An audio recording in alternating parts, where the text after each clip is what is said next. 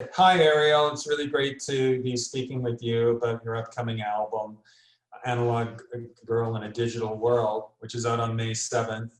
Um, Now, this is your ninth release. Is this correct? Yeah, at my ninth one. So when did you start first releasing music? How many years ago was that? I'd say I think the first one was 2008, and I've been recording since then, but that was my first public release. I released an EP, mostly guitar instrumentals, in 2008. Right, and you've always been an independent artist releasing music on your own label. How are you finding that? I know the industry has changed a lot since the 70s and 80s when artists like yourselves would get big record deals. But we all know that the major labels are on another planet, and one has to ask, what is an A&R guy? You know, when in the old days, A&R guys used to go to gigs and check out bands and sign them, you know, the most outrageous groups, but I don't really know if that happens anymore. I mean, now, because of lockdown, people can't go to shows and stuff like that to discover new talent. So I guess they find it on YouTube, you know, which is kind of funny because in the guitar world, what I find really hilarious is that they'll start writing about these nerdy guitar players who get a gazillion views on YouTube, and they think that's like really cool. But that's a completely different thing from connecting with people that are going to buy your music, you know, and want to see you in concert. It's okay being a YouTube star, but it's a completely different thing. I mean, you've never wanted to become a YouTube star, have you? Uh, no, it's definitely not. I mean, I wouldn't have a problem with it, I guess, if I were, but I tend to rely more on the music than like the video kind of blogging stuff that a lot of the YouTubers do and cover stuff. So yeah, I mean that's never been a goal. I actually did get signed by a major record label in 2010, 2009, 2010, and I was with them for a little bit over 3.5 years, and they did some good stuff with me, but I found that it was very slow, and um, and then of course when I kind of wanted to go down a different avenue musically, they didn't like that at all. So I actually ended up being one of the horror stories that tried to get out of the contract and then couldn't, and then went through years and years of legal stuff in 2015. Um, Yeah. Did they try to make you into the new Avril Lavigne? Was that the route they were trying to go for? um, Well, they try to make me more into like a kind of like sexy rock guitar chick. Oh, Um like Orianthe, something like that. Yeah. yeah, more like that. Like, it wanted me to have my hair blonde and all sorts of things that it wasn't really what I was about. So let's go on to how many years ago? I mean, you told me, I think, a couple of years ago, because we've been working with you for a while, your first encounter with Brian May. Now, you'd always been a fan of Queen as a little girl and growing up. So Brian was in Los Angeles at a bookshop with his astronomy book, and you went to go and get your copy signed. How many years ago was this, and where was this? Can you tell us a bit about the story? Yeah. So I was going to Musicians Institute in Hollywood in 2007. And so, as you mentioned, he had his book out. He had just gotten his PhD in astrophysics. So I showed up and I got my book signed, I got my guitar signed, and I got to ask him a few questions. And so I had a few more for him, and I asked him, "Hey Brian, do you think I could ask you a few more questions after your signing?" There were a lot of people still behind me, and he said, "Well, I'm probably going to be a bit busy, so I probably won't have time." So I was about to leave the bookstore, and this guy said to me that was standing behind me, "Hey, just wait around at the bookstore and see if he comes up to you."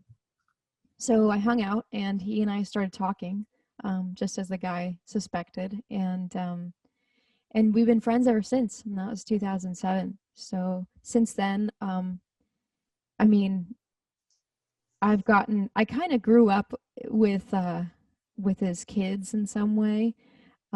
He's introduced me to a lot of his team from a young age, and I've known them for a long time. So a lot of them feel like family to me. And yeah, I mean, most of our relationship wasn't even about music and about the guitar, just about the being a human. You then created the prototype for what became eventually the BMG Arielle guitar that Brian May's Guitars is going to be releasing at the end of March. It was actually 3 years ago. 3 years ago, you built it, the prototype called the two-tone. What drove you to build your own guitar, and then basically how did you then re-hook up with Brian and license the guitar and get it customized and changed into the BMG Ariel? How did that all happen, and when? Well, my original guitar, two tone, was built right around the same time I met Brian, so it's about 13 years old, the original guitar. And then 3 years ago, we started working on a new version, as you said, of the Brian May guitar. So I actually have about 10 different versions of the guitar that I started doing way before Brian May guitars. But when I was on the road with Eric Johnson, people kept asking me, "Hey, where do I get one of your guitars?" And I was playing two tone, and I was like, "Oh, I didn't know that anyone would want one." When I was 17, I built two tone with a friend of mine. Right around the time I met Brian. And of course, I was inspired by Brian building his own guitar. So I wanted to do that too and have a guitar that was just mine. So yeah, I never thought anyone would ask me for it years and years later. So um, yeah, about 3.5 years ago, people kept saying, "I want one of your guitars." So I asked a friend of mine if we could just build a few guitars a month, but from scratch, and sell them probably for quite a bit of money since they'd be handmade. And so that's what we were gonna do. So I was touring the UK about 3 years ago in May, and I met up with Brian for lunch, and we were just catching up on what I'd been working on and what he'd been doing. And I'd mentioned to him that I was going to do the guitar thing, and he said, "Well, who's putting the guitars out for you?" And I said, "Oh, nobody, just my friend and I." And he said, "Well, why doesn't Brian May Guitars do it?"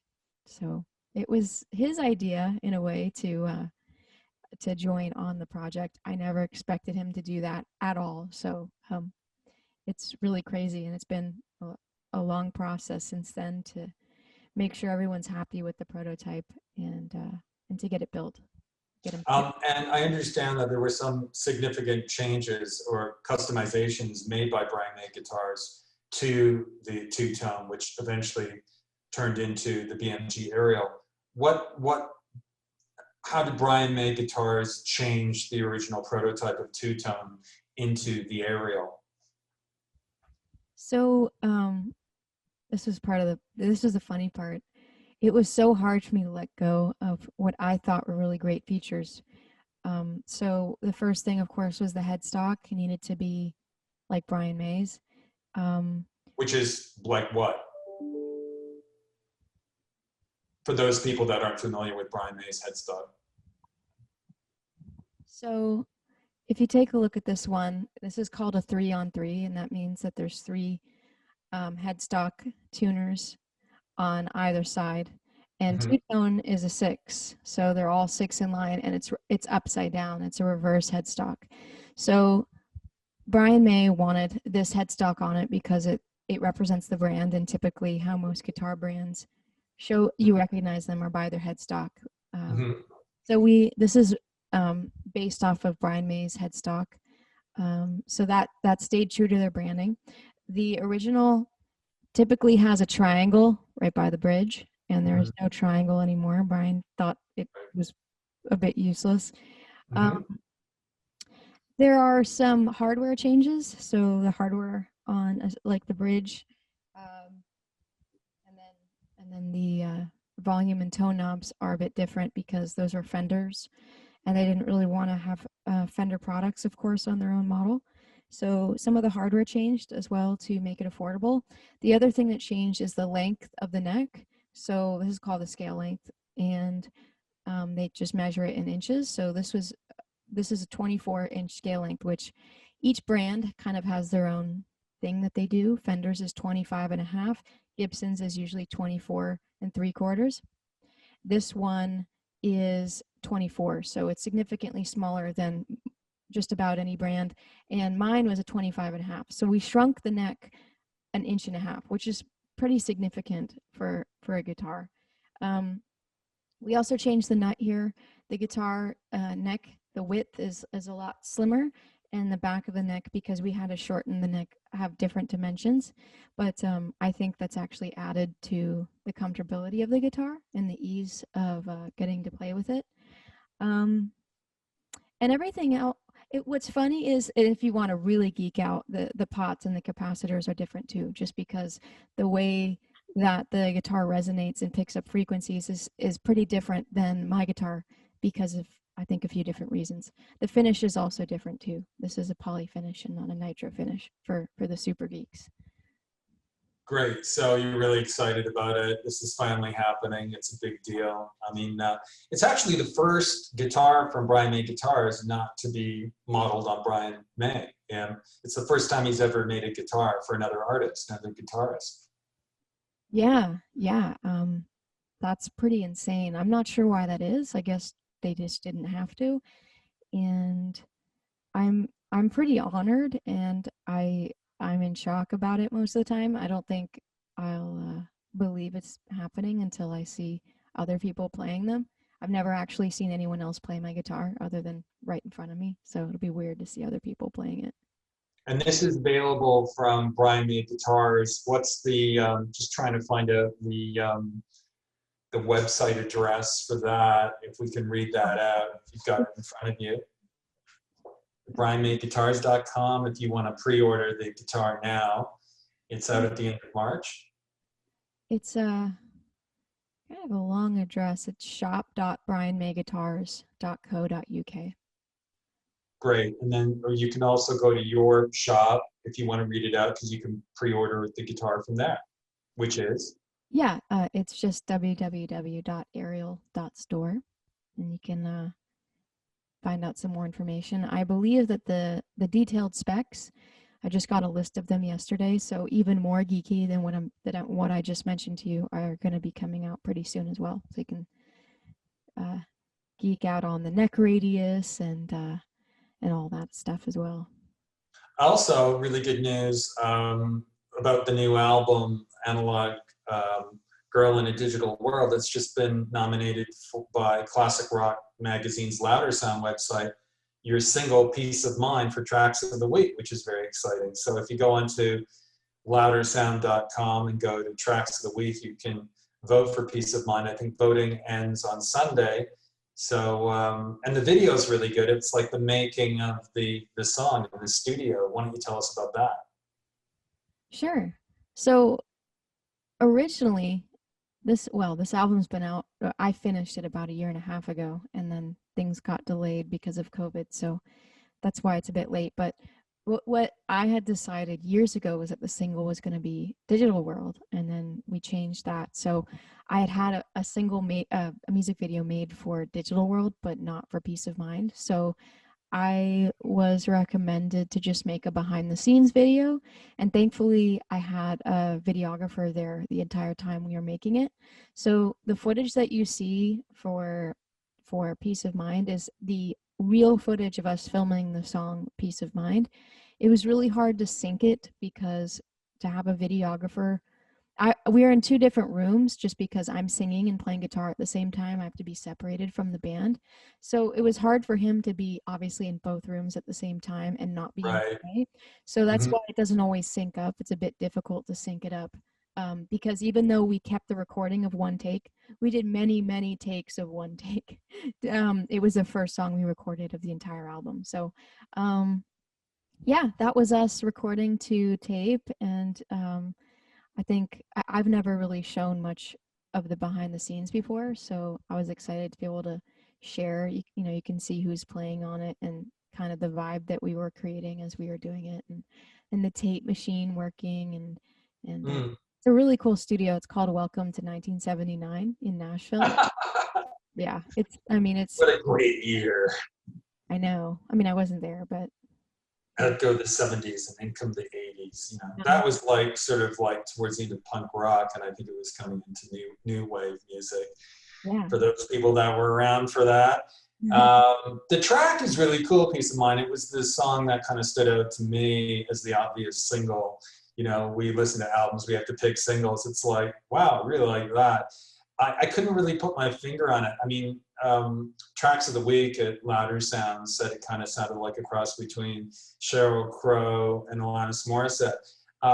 When I listened to it, I was just trying to put my finger on it, and it's like definitely has a lot of cool influences from the 70s, including for me would have to be kind of like a Lindsey Buckingham, Stevie Nicks type of Fleetwood Mac track, or a really good Tom Petty and the Heartbreakers song.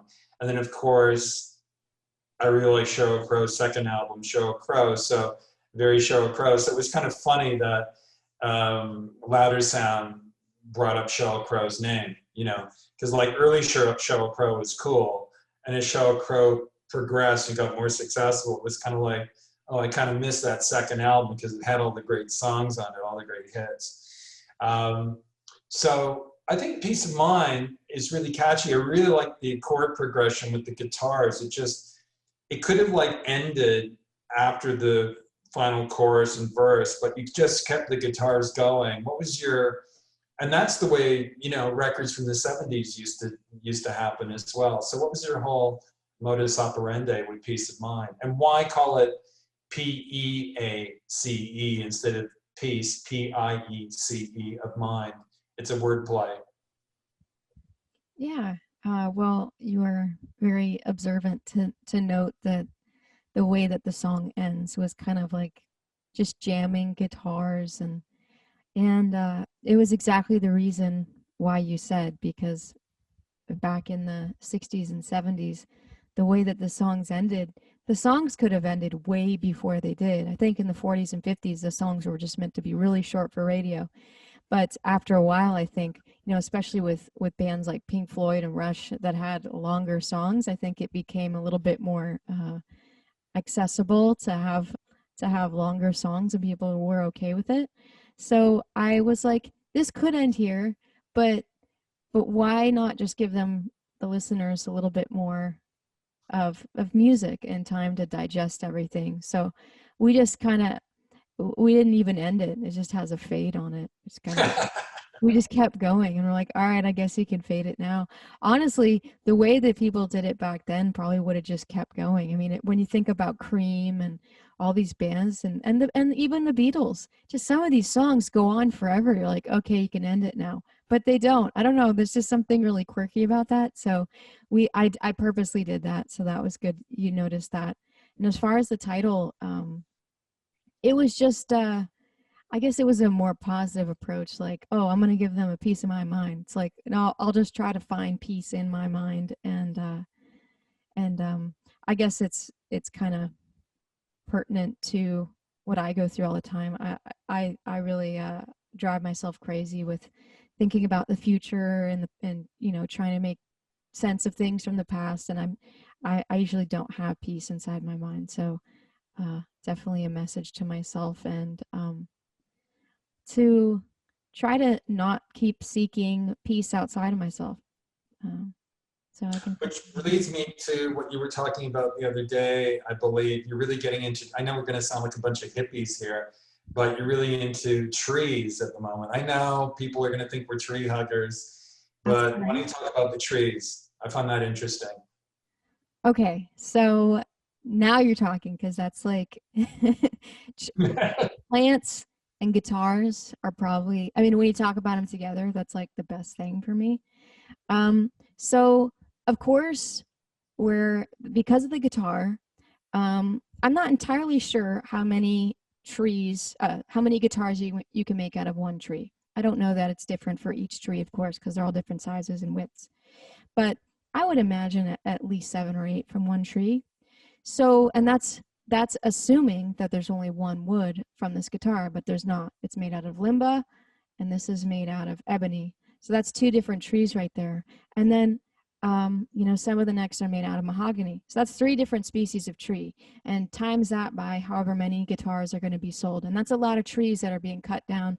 And even worse, these aren't bamboo where they grow 20 feet in a year. These are trees that sometimes take 60 to 80 years to mature, especially this black wood on the fingerboard. Ebony takes 80 years to mature, and they're highly, highly endangered because of guitar players, musicians alike, and also furniture makers that just cut these trees down and we don't replenish them. So of course we're going to run out because we have to wait another lifetime to cut them down again and allow them to grow. So what I've tried to do is take it upon myself, because I feel extremely guilty that this is going to be happening with my name on it. And I started purchasing some seeds online. And because I'm in Florida right now, I'm currently focusing on Florida, but I already have some plans to work in the UK and do the exact same thing with some different species. Thankfully, in Florida, most of the tropical trees can grow. So every tree on here is a tropical tree. The wood is typically from Africa, and here as well. This is more like a Ghana, and this is like a Zimbabwe kind of Mozambique wood. And mahogany can come from Florida, and mahogany can come from a lot of different places, but Florida can replicate these areas well. So right now I'm growing mahogany, I'm growing ebony, I've got koa, which comes from Hawaii usually, and I've got some other rosewood trees that I'm growing that are mostly endangered. And at about 5 months, they become like maybe 1.5 feet tall, and I plant them outside. And I've been purchasing empty lots to plant these trees. And I don't just buy them and plant them. I start them from a seed and I grow them inside hydroponically until they're big enough to put outside. So I actually couldn't get them to sprout, and so pot isn't legal in Florida. So Well, pot, marijuana. I know. It's legal in Toronto, but Yeah, not in Florida. Different states. Maybe you should move to Toronto. Well, I wouldn't buy. Listen, I'm not interested in buying pot. no, neither am I. But they know how to grow stuff, and so I went down to the local guy who clearly like sells, because most people who grow pot grow it hydroponically. And apparently, I don't know because I don't grow pot, but it's very difficult to grow. So they grow it indoors. So I wanted to learn about that. So I went down to the local guy who pretends he's not the pot guy, but clearly is. And I was like, you have to. The pot guy. Well, you know what I mean. Yeah, sure. We should put a pot disclaimer on this Zoom interview. Any Arielle fan watching it, pot disclaimer now going across. You know? Oh, they can handle it. Yeah, we're not high. We're high on music, right? Yeah, I'm not interested in pot, but I'm interested. Listen, I want to ask you, in the press release, you mentioned the first 24 BMG Arielle guitars sold, you're going to plant a tree. Do you want to talk about that? Yes. So just to be clear, I hired the pot guy to help me grow. I didn't, that's where it ended. So he helped me sprout these seeds. So currently, and I've been filming all of this. So since November, I've been growing trees, and they take forever just to sprout. Some of them, you put them in the ground and you want like a little thing to come up. It takes them 3 months, and some of them you have to put them in the fridge. So right now I've got 8. I've got 8 that are outside and planted, and I've got another 10 right now that are inside, and then a few that are ready to go. So by the time that the guitars are out, I will have 24 trees, tonewood trees, planted in the ground. And then I'm actually going to continue this. So I'm going to have a nonprofit created, and then buy lots all around the world and plant trees that can live in that climate. So in the UK, you can have the colder trees like spruce and some maples and alders and things that grow in the cold, unlike here. So I'll be replenishing the trees, and these are going to be for educational purposes. We're not cutting these down for anything. We can educate musicians. Most musicians don't even know what the tree looks like that their guitar is made out of. Sure, yeah. So educational purposes, reforestation, and yeah, just to give back. Excellent. Sounds really great.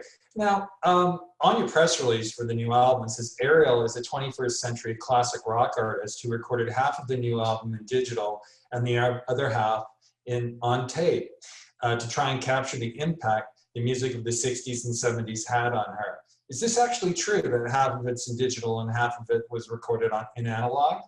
Yeah. Wow.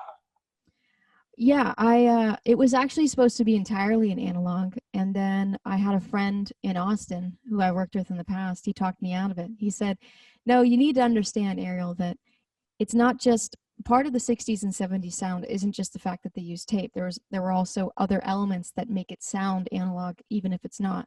And I was like, "All right, we'll prove it." So I recorded half analog at Welcome to 1979 in Nashville, and then the other half was recorded at a studio called The Bubble in Austin, Texas. So what I was trying to do was figure out which one sounded more analog and why, using the same technique. So that was, we didn't play to a click. Every track was recorded in one take with the entire band, and we only overdubbed some guitars for solos and also some vocals, but we did keep some of the live vocals as well. Are And you willing to divulge which songs were recorded in analog and which songs were in digital, or do you just want to keep that secret? On the actual album artwork, I star which ones were analog, but I can, could you notice a difference sonically? Well, I mean, Peace of Mind sounded like it was analog, but maybe it was digital, sounding like analog. You're right. Peace of Mind was analog. Yeah, it has that analog sound. That's why it sounds so great. Thanks. It sounds like, it just sounds right. Wow, that's interesting. Just looking here, we talked about the Brian May, the Brian May guitar. I was going to call it a signature guitar, but it's not. Just moving on here. You say on the press release at one point that Arielle is a young woman who was born in the wrong generation, at times facing depression and being a child of the new millennium versus the boom of the musically creativity that emerged in the 60s and thrived through the 70s. And on a broader basis, a time even earlier when things were done by hand with a level of craft that could not be hidden behind technology. Would you like to elaborate on that? Sure. Well, I grew up in the 90s, and so I was fortunate enough to catch just a little bit of the end of, I guess, not having to rely on technology. So I never had a beeper, but my parents had a beeper, so I remember not having cell phones.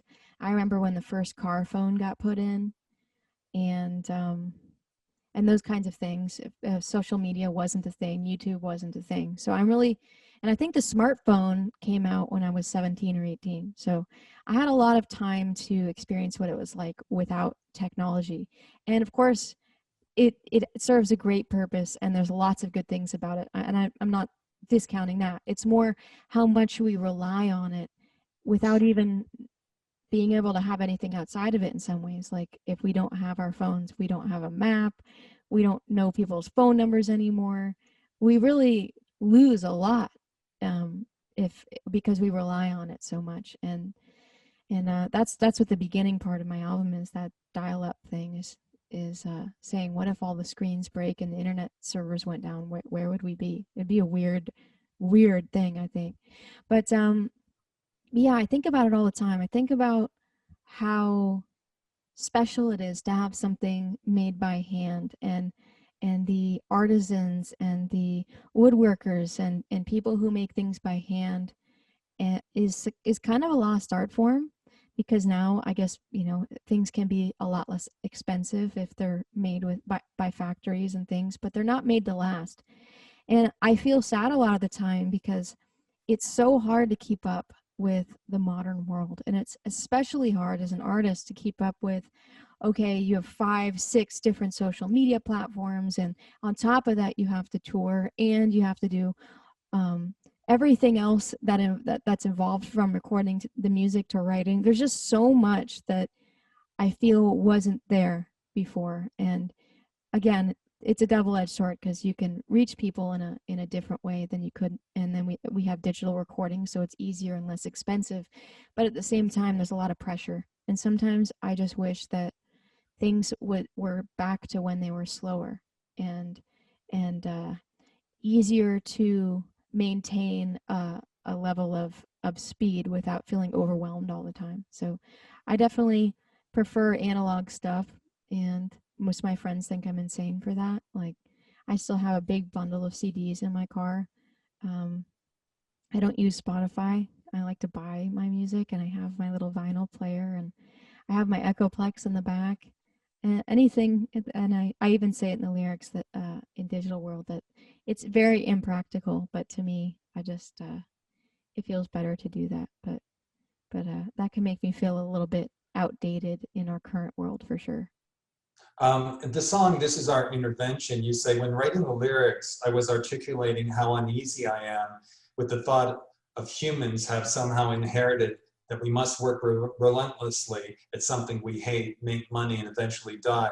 This is for the people who desired and longed for something different, but just needed a sign or an intervention. Yeah. Um, Thankfully, I've for the most part gotten to do what I love. I mean, I've had some terrible jobs. I was a clown, so I know what it's like to to do things you really don't like to do. I saw your face and it made me laugh. Yeah. Oh, so you think I look like a clown? Now I'm trying to think if I had a job as a clown. I actually did at some point. I had to. I think everybody dressed up as a clown at one point in their lives. I think Like, one of the weirdest jobs I ever had is what I worked in a pop shop. It was like people came in for flavored soda, and they had bought it by the case. And I think I lasted for like a week and a half. I think I got fired, but anyways, that's another story. So you were saying one sorry. of the jobs you had was dressing up as a clown and entertaining kids. Yeah, and I remember this was in LA, and it was funny because I was entertaining this bat mitzvah, and I was like a Dora the Explorer because I'm so small. They make these costumes for small people. I'm not sure why that is. And Can we just can we just cue Randy Newman short people? Okay. Okay, stop. Go ahead. um perfect. And I remember I took You've lost your train of thought now, but we're going to get back to the aerial dynamic here. Go oh ahead. right.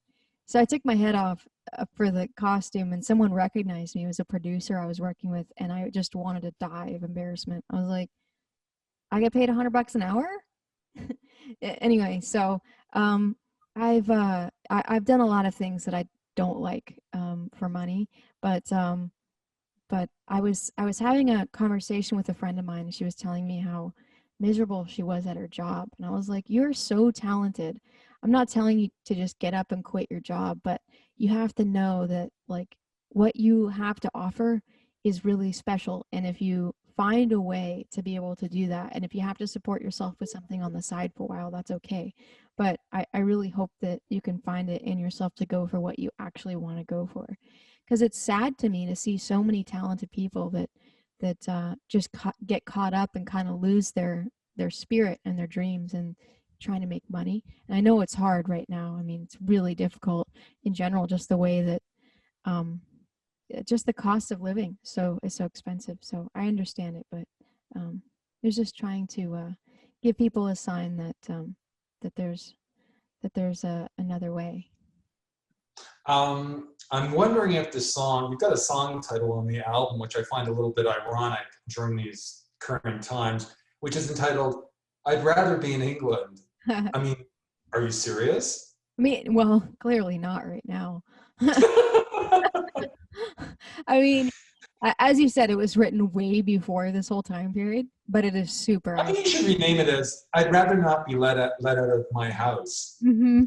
It's kind of so I'd rather be in England, but I think you might want to change the title of that maybe in next year. I'd rather be in England, or in 2 years, or I'd rather be in England when the government allows people to go on summer holiday. I don't know. I could go on, but let's go back to I'd rather be in England or not.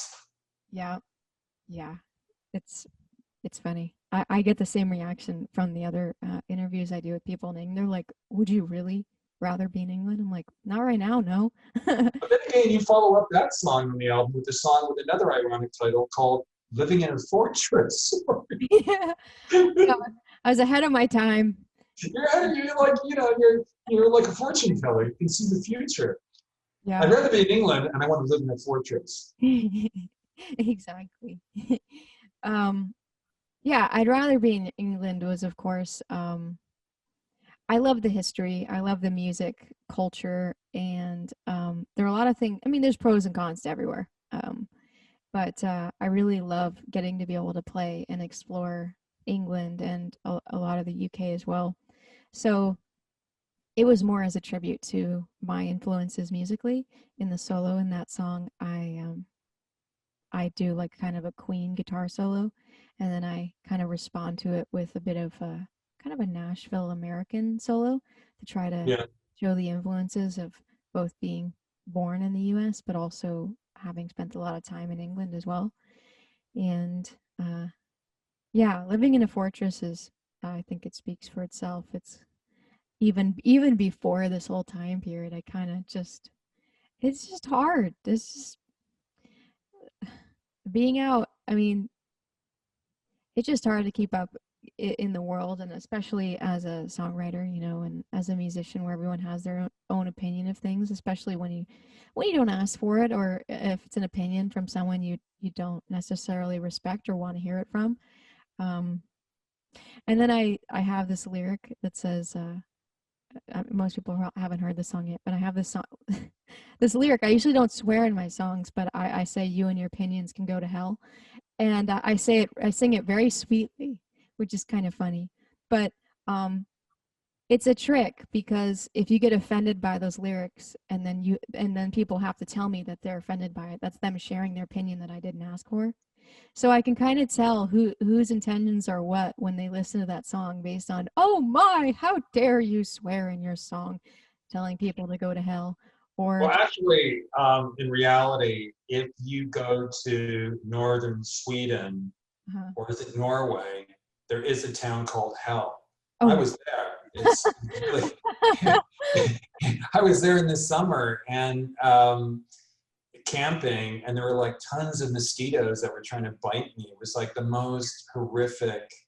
And the sun doesn't go down in the summer, Oh. so it's daylight at night, and it was like hell. Now, I think it was on the border of Sweden and Norway, but I don't know if hell was in either country. But yeah, it's called Hell, Okay. Hell. So there you go. So the next single that's going to come out in April, I believe, is called Reimagine, Redefine. Is that, or is that Inside and Outside? Yeah, inside and outside. Oh, yes, yes, inside and outside. What we all see on the outside is one of our most cherished and cared for areas in our society. Areas, I mean. Enough merit is not given, in my humble opinion, to the interior heart of a person. The song is about the duality between the physical and the ethereal. Do you care to elaborate? Sure.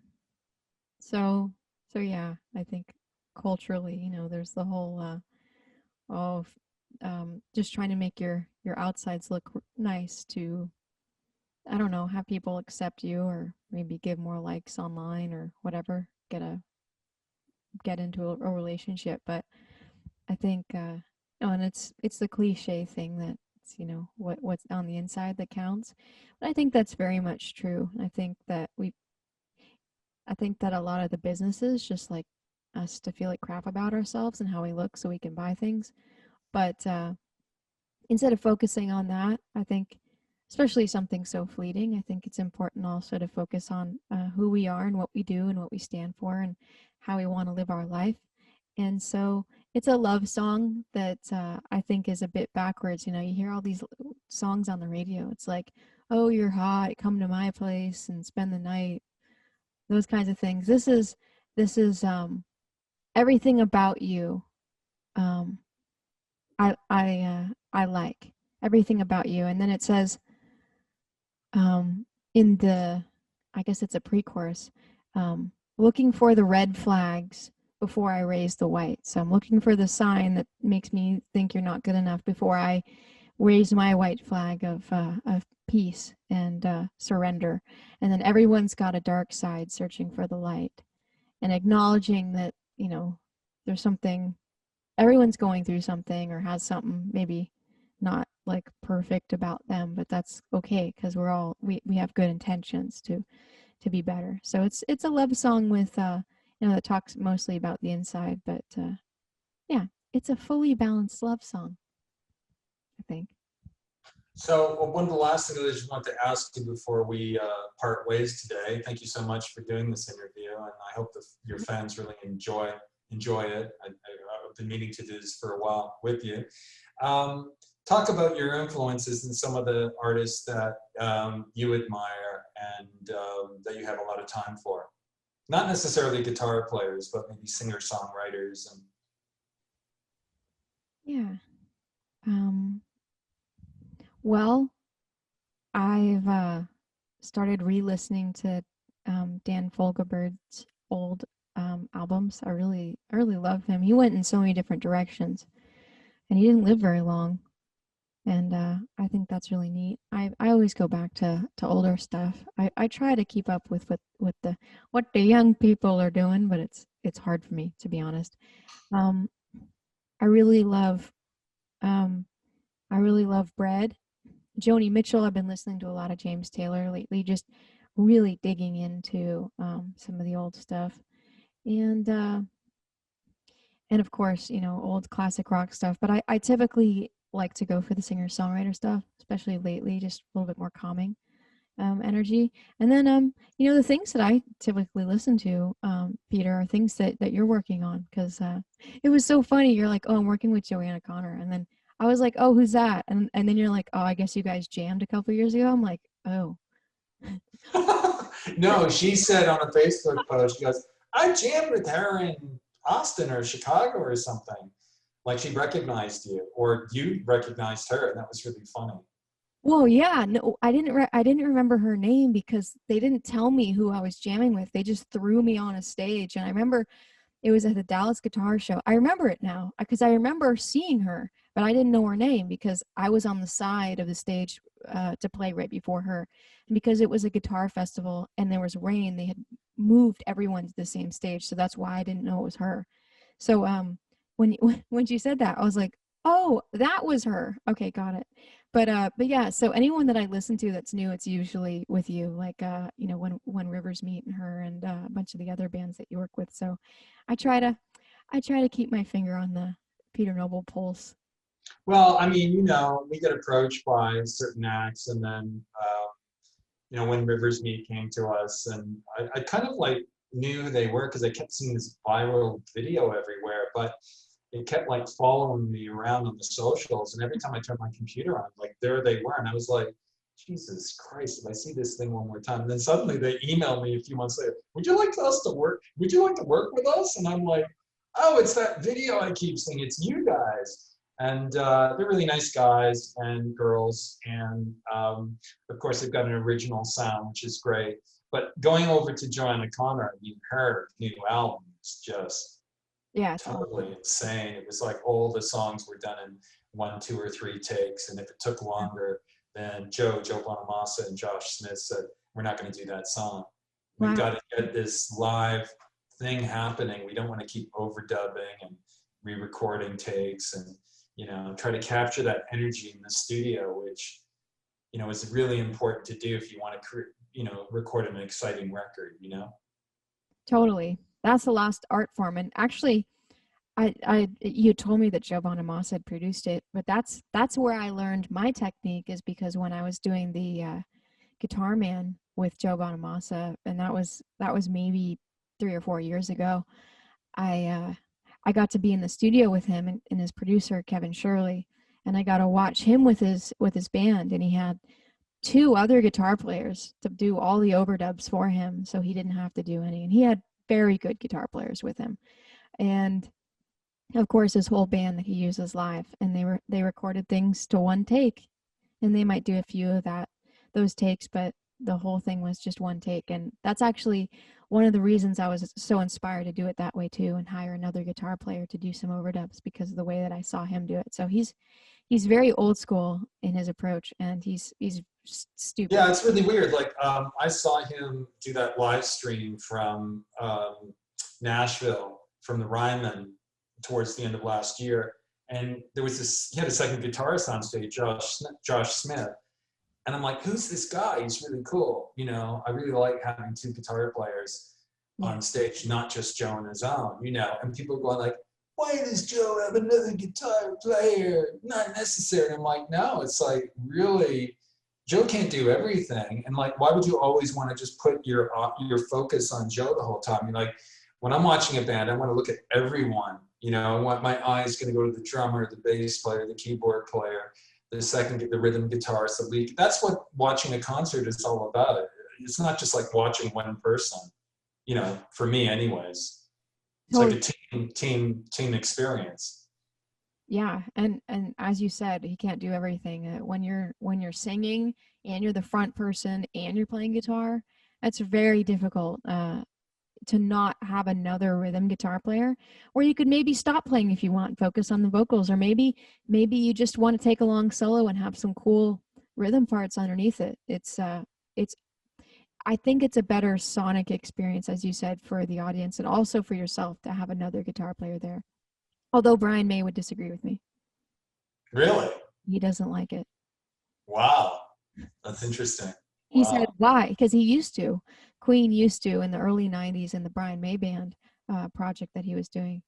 He always had a rhythm guitar player up until I think the early 2000s. And I asked him why he did that, why he got rid of the other guitar player. And he said, well, I didn't need it. I'm like, fair enough. But he's not singing the whole time, so.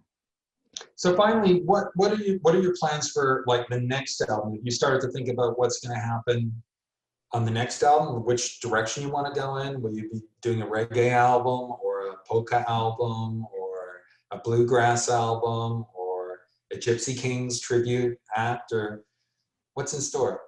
I'm trying to be funny. I don't know if I'm succeeding. No, Please, you can rate me at the end of this. definitely polka. I'm going polka. Metal, hardcore polka. Um, with like, yeah, no, okay.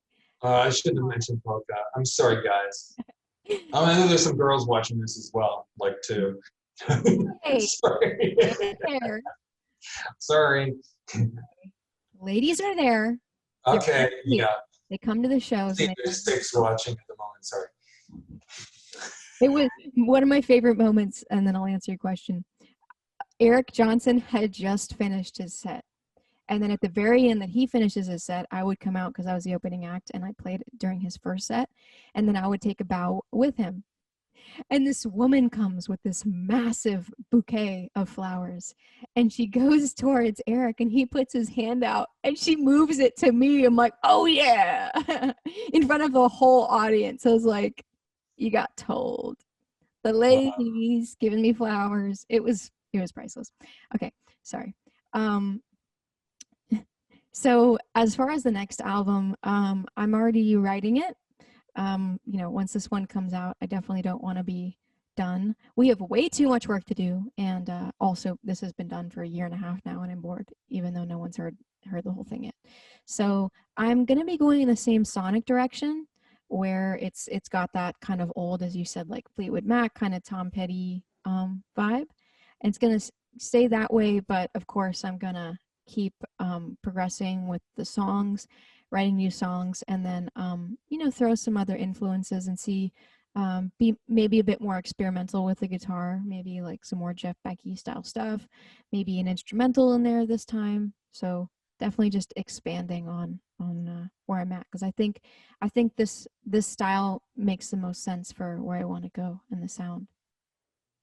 Well, fantastic, Arielle. It's been really great speaking with you. And is there anything else you want to mention to the fans before we go? Like any words of wisdom? Words of wisdom. Oh dear, now I'm on the spot. Well, I just want to say thank you to the fans, because I think the most amazing thing about them is that I sent them this album. I sent almost 400 people Analog Girl in a Digital World, because it was crowdfunded by Indiegogo in October of 2019. And last year, March 2020, I sent them vinyl and CDs and all of their merch. And I asked them with a handwritten letter, please do not share this because it's not going to come out for a while. And not one person shared a video, any audio, pictures, nothing. So I just want to thank every single one of my fans for actually just being amazing human beings, and the trust that I had with you guys to do that, and the trust that, and I guess just everything that you gave me in return. I'm very grateful for. So Also, I just want to do, that's really great. I want to do a little plug. As you can see, oh, folks, see this? Is it going backwards? I think it is. it flips itself around. It says guitarist rivals on it. I can see it just fine. You can see it? Okay, cool. Mm-hmm. Well, just to let you know, Arielle and Brian May will be doing an interview next week with Guitarist Magazine, and that will be coming out in May or June this year. We're very excited about it. They'll be talking about the BMG Arielle guitar and Arielle's new album. So look out for that in May or June. Guitarist Magazine, the UK exclusive Brian May Arielle interview. I'm looking forward to it. Yay! Well, all right. Well, listen, congratulations. Good luck with the album. I'm sure I'll be speaking to you very soon. And do you want to say something to the fans before we go?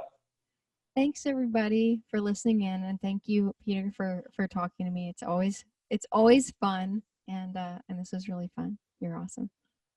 See you later, guy. See you later, Arielle. Cheers.